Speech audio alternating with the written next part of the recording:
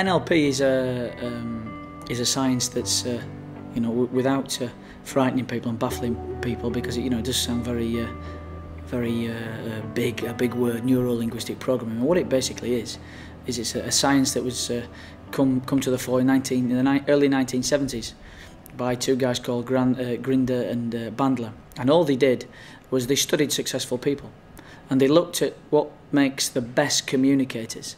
They looked at how people think. They looked at how to study body language and how to help people to help themselves, if you like. Because we all have patterns that run us. We all do things in a certain way, and even if we came into this room 100 times, you'd probably find that 70%, 80% of that time people would sit in the same chair, because we've got patterns that run us. And sometimes those patterns are very good, and sometimes they're very, very bad, and they can stop us from getting where we want to get to. I've qualified in NLP for 11 years now, and I've found it very, very useful to me. One, because it's helped me become a better listener, and I think in this day and age, when you've got players that are multi-millionaires, the time for throwing cups of tea and saying that if you don't do this, then I'm not going to give you your bonus, and we won't win, and you won't be able to pay your mortgage. A lot of players say, "What's a mortgage?" They don't need to worry about those things. They play football because they love football, and they want to contribute to something bigger than themselves. And I think that the science of NLP is about helping people to help themselves. And I think that if you can do that, particularly at the top level with the best players, I think you can create something that's very, very special.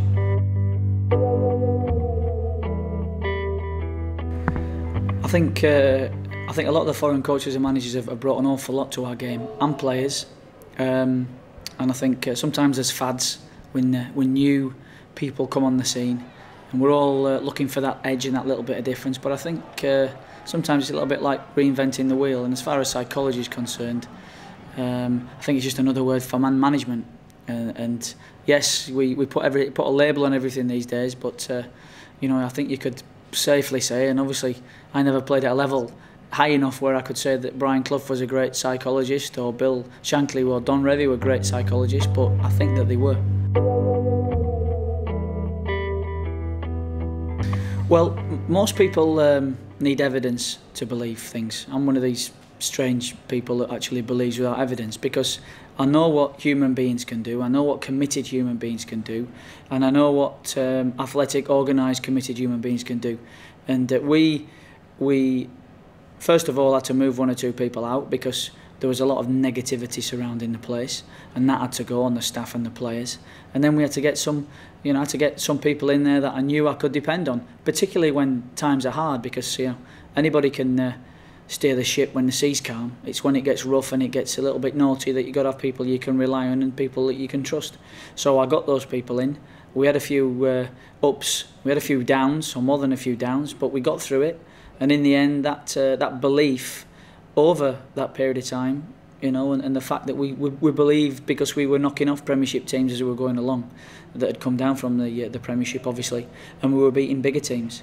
And the whole of 81 points that we got was 3 off what I wrote down that I thought we should get as a goal at the start of the season. So we didn't achieve everything we wanted to, and we set out for automatic promotion as a goal. But I think it took time for the players to believe. But I think the staff were in there straight away, and after probably about a month to 6 weeks, everybody thought that we could do it, and we did. I think that's huge, and I think that we've experienced that here, both positive and a negative effect. I think the positive effect was in the first season, where we just steamrolled teams because nobody expected it. And then we experienced it the second half of last season, where we were on a slump and we couldn't get out of it. And there's an expectation and an optimism that we created. We almost gave all our fans a present and said, we're going to get promoted, and then we took it away from them. So I think that is huge. And the best players in the world, because the most important space on a football field, let's make no mistake, is between a player's ears. It's what goes on between those ears during that game, and how he is either proactive or reactive to what that crowd does or says. And the player that can stay in the zone, if you like, for want of a better phrase, usually the ones that can come through, that can have that emotional intelligence to deal with what's going on around them and still do the job. You know, it's that thinking clearly under pressure. To be able to do that, I think you have to go through it and probably get it wrong. And I think a lot of our players went through it last year and got it wrong, and will be better prepared for that.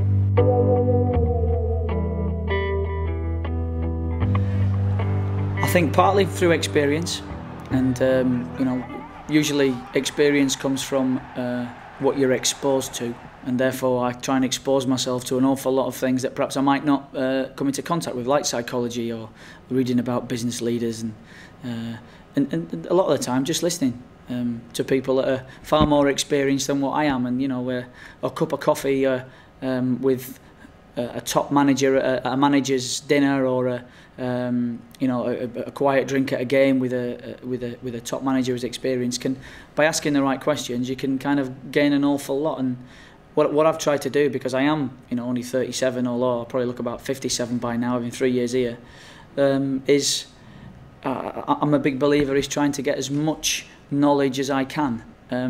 Not overdoing it, but making sure that I can try and get the decades that I haven't got into days. And I'm a bit of a sponge in that respect. I'm by no means the finished article, but I believe that I'm more prepared now than I've ever been.